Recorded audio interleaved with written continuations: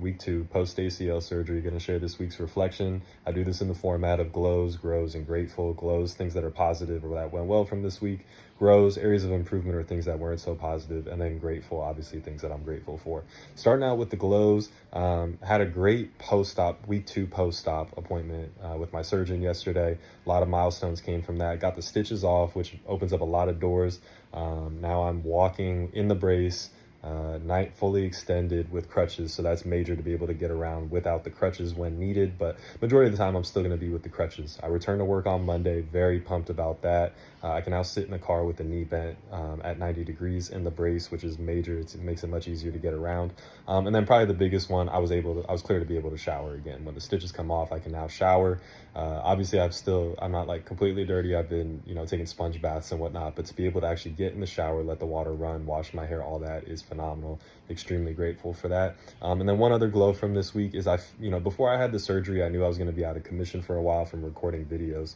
And I've been working on an app for the last year. So I recorded like over 500 videos and I finished editing and uploading those to my YouTube library. So you can check those out if you want to see all the exercises, but they'll eventually be on that app that I'm referring to. But that was a major win because that took me a really long time to edit and upload those.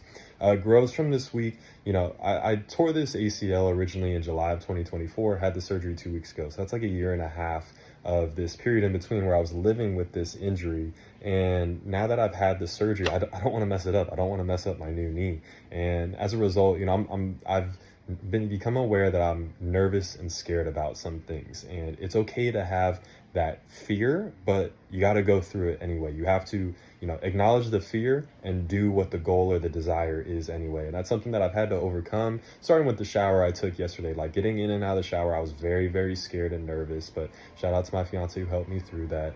And that's just an area of growth that I know I need to do. It's okay to acknowledge the fear, but you got to go through it anyway. You got to face it anyway. Grateful, just touched on it, but my fiance, absolutely incredible throughout this whole process.